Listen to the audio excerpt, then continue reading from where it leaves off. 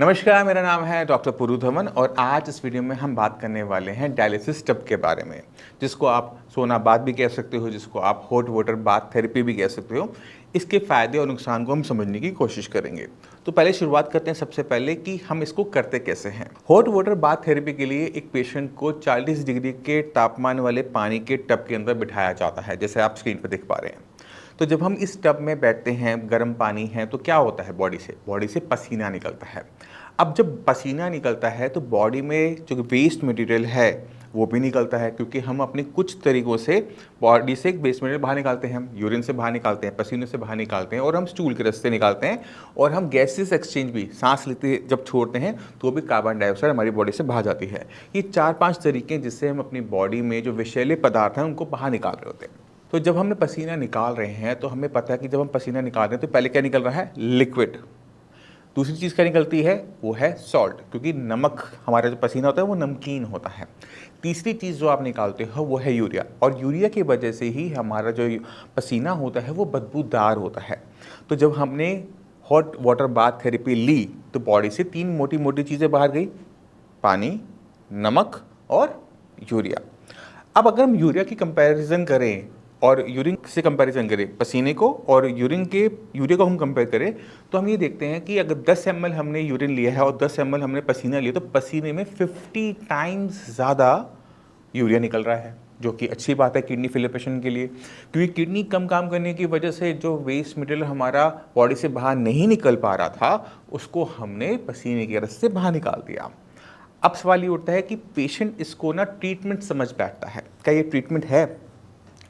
अब समझने वाली बात यह है कि अगर आप पसीना निकाल भी रहे हो, 50 गुना ज़्यादा उसमें यूरिया भी है, बट जितनी मात्रा में आप यूरिन कर पाते हो उतनी मात्रा में आप पसीने नहीं निकाल सकते। सही बात। दिन के अंदर आप 1.5 लीटर 2 लीटर आराम से यूरिन कर लेते हो बिना किसी एफर्ट के, बट वहीं पे पसीना निकालना होगा तो 1.5-2 लीटर निकालने के लिए कितनी मेहनत करनी पड़ेगी, सोच के देखो ज़रा एक बारी। तो अगर हम 50 टाइम्स ज़्यादा यूरिया कंसिडर भी कर रहे हैं बट उसकी मात्रा कम है, यूरिन में अगर यूरिया कम भी है बट उसकी मात्रा ज़्यादा है, तो अगर देखिए पूरे दिन में यूरिया मैक्सिमम कहाँ से निकला, तो वो यूरिन होता है, ना कि पसीना। पहला फ़र्क आपको ये समझ में आ गया। अब चलते हैं कि अगर किडनी कम काम कर रही है, यूरिया नहीं निकल पा रहा, तो ये मेथड सही है या गलत है? तो अगर हमने सिर्फ यूरिया निकालना है, पानी निकालना है, नमक निकालना है, तो ये मेथड अच्छा है। आप गर्म पानी के टब में बैठ जाओ, 3-4 घंटे आप बैठोगे, आपकी बॉडी में से तीनों चीज़ें बाहर हो जाएंगी, अच्छी बात है। जब ब्लड के अंदर यूरिया की मात्रा गिरेगी, क्योंकि आप पसीना निकाल रहे हो, यूरिया बॉडी से बाहर जा रहा है, तो जो इससे होने वाले सिम्टम्स हैं उनमें भी आराम आ जाएगा। अब यूरिया से होने वाले सिम्टम्स क्या होते हैं? मुँह से बदबू आना, भूख का ना लगना, बॉडी का भारीपन बने रहना, बॉडी में पेन बने रहना। तो ये जैसे जैसे यूरिया निकलेगा आपको इन सब चीज़ों में आराम देखने को मिल जाएगा। अब सवाल ये उठता है कि ऐसा करने से हमारी बॉडी ठीक हो रही है? तो इसका आंसर है नहीं। आपने सिर्फ यूरिया बॉडी से बाहर निकाला है पसीने निकाल कर, किडनी को इससे कोई भी आराम नहीं मिलेगा। किडनी जो खराब हो रही है वो होती रहेगी। आपकी किडनी खराब हुई क्यों थी? अपने आप तो खराब हुई नहीं थी, कोई ना कोई कारण ज़रूर रहा होगा। तो उस कारण को आराम मिला इससे? तो आंसर है नहीं। किडनी मैक्सिमम केसेस में बीपी या शुगर से खराब होती है। ना आपकी बीपी ठीक हुआ, ना आपका शुगर ठीक हुआ। कुछ घंटों के लिए बीपी आपका डाउन हो जाता है क्योंकि बॉडी में से पानी और नमक निकल जाता है, पर जैसे ही आप खाना खाते हो, पानी पीते हो, दोबारा से आपका बीपी बढ़ना शुरू हो जाता है। और उसका नुकसान क्या होता है कि किडनी को कॉन्टीन्यूसली नुकसान हो रहा है। अक्सर पेशेंट क्या गलती करते हैं कि जब भी वो हॉट वाटर बाथ थेरेपी लेते हैं तो अपनी बीपी की मेडिसिन को छोड़ना शुरू कर देते हैं, क्योंकि उनको दिखता है कि टेम्परेरी बेसिस पे मेरा जो बीपी है वो लो रहने लगा है।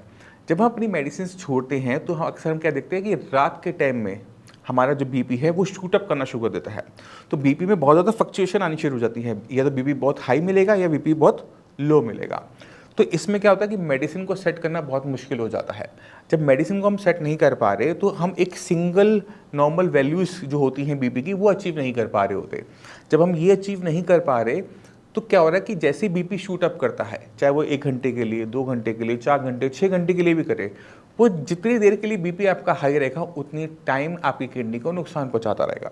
और जैसे जैसे किडनी को नुकसान पहुंचेगा, किडनी की काम करने की क्षमता गिरेगी, और जैसे जैसे किडनी की काम करने की क्षमता गिरेगी वैसे वैसे क्रिएटिनिन और यूरिया और बढ़ेगा। यानी हम तो यूरिया बाहर निकाल रहे थे, तो हमारी किडनी को सुधर जाना चाहिए था, बट वो सुधर नहीं रही, वो ख़राब हो रही है, क्योंकि इसके पीछे जो बेसिक प्रिंसिपल हैं वो उनको हम गलत तरीके से अप्लाई कर रहे होते हैं। आपको ये समझना है कि क्रिएटिनिन आपकी बॉडी से बाहर पसीने के रास्ते नहीं जाता, बिल्कुल नहीं जाता। क्रिएटिनिन को बॉडी से बाहर निकालने का तरीका सिर्फ एक है, वो है आपकी किडनीज, यानी आपके पेशाब के रास्ते ही वो बाहर निकल सकता है। अगर आप अपनी किडनी पे ध्यान नहीं देते और सिर्फ हॉट वाटर बाथ थेरेपी पे डिपेंडेंट रहते हो तो यूरिया आपका कंट्रोल में रहेगा, बट क्रिएटिनिन आपका बढ़ता चला जाएगा। आपकी बॉडी में सिम्टम्स नहीं होंगे, बट आपकी ओवरऑल कंडीशन खराब होती चली जाएगी। अब क्रिएटिनिन जो है वो भी वेस्ट मटेरियल है। आपने यूरिया तो मैनेज कर दिया, बट क्रिएटिनिन को मैनेज नहीं किया। अब इसका नुकसान क्या होगा उसको समझने की कोशिश करेंगे। क्रिएटिनिन जब भी बॉडी में बढ़ता है तो वो मांसपेशियों में ईंधन देता है। अब आपका जो हार्ट है ना, वो हर सेकंड बीट करता है, पूरी बॉडी में ब्लड को पंप कर रहा है। अब अगर मान लो कि मैं आपकी हार्ट की मसल्स में ईंधन दे दूं तो क्या होगा? आपको महसूस तो नहीं होगा, आपको हो सकता है कि बिल्कुल कुछ भी महसूस ना हो, बट क्या होगा कि आपको हार्ट अटैक आने की संभावनाएं बहुत ज़्यादा बढ़ जाती हैं। पैर की पीढ़ियों में ईंधन आनी शुरू हो जाती है। क्रिएटिनिन लेवल आपका 20-22 पहुंच रहा होगा, बट आपको महसूस कुछ नहीं हो रहा होगा। तो ये सब चीज़ें हमने नहीं करनी, हमने लेवल्स को बढ़ने नहीं देना, हमने किडनी को और नुकसान होने नहीं देना। तो हम बिल्कुल बेसिक्स पर जाते हैं। अब इसको अपने माइंड से निकाल दो कि आपने हॉट वाटर बाथ थेरेपी के बारे में सुना भी था। पहला काम क्या करो कि अपनी बीपी शुगर को कंट्रोल में लेकर आओ।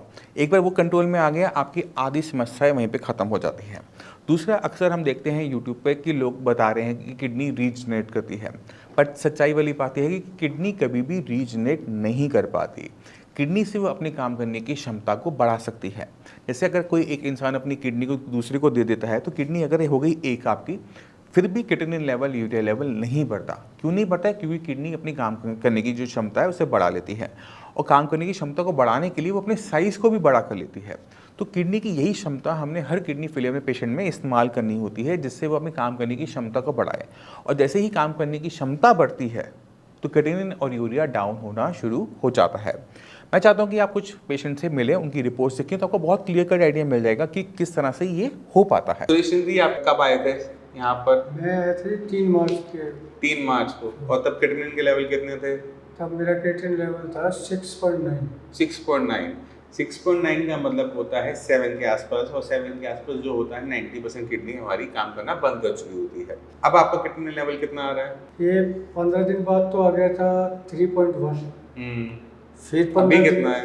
फिर उसके बाद 15 दिन की मेडिसिन ली, हाँ, तो 3 पे आ गया। हाँ, अब मैं मेडिसिन मेरी चालू है, अब 3 पे रुका हुआ है। और भी डाउन हो जाएगा। हाँ, ठीक है।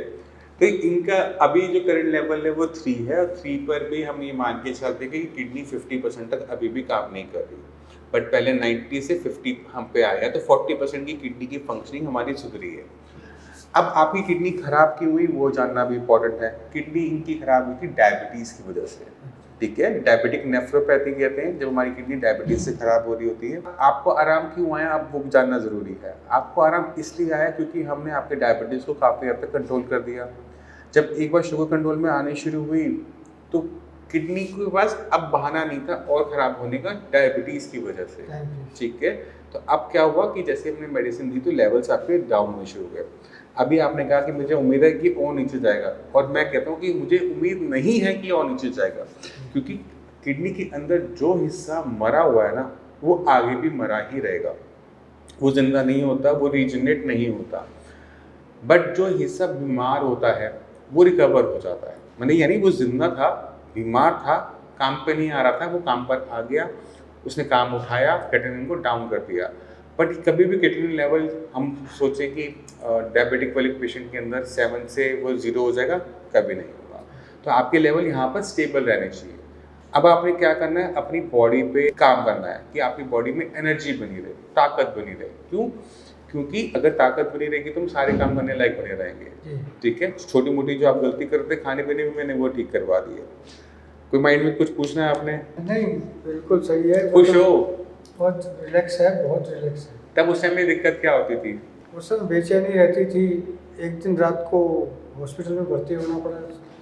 जब लेटता था तो लेटा नहीं जाता था, फिर बैठा रहता था, सूखी खांसी आ रही थी, सांस फूलती, सूखी खांसी। जैसे आपके शरीर में नीचे पानी भर गया पैरों में, जब आप लेटोगे ना तो पैरों का पानी निकलता है और फेफड़ों में आ जाएगा।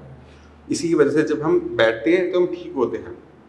जब पेशेंट लेटता है तो उसको घुटन महसूस होती है, एंग्जाइटी होती है, खांसी छूट जाती है, तो उस वजह से पेशेंट सो नहीं पाता। पैरों में पानी कभी भरा हुआ नहीं होना चाहिए।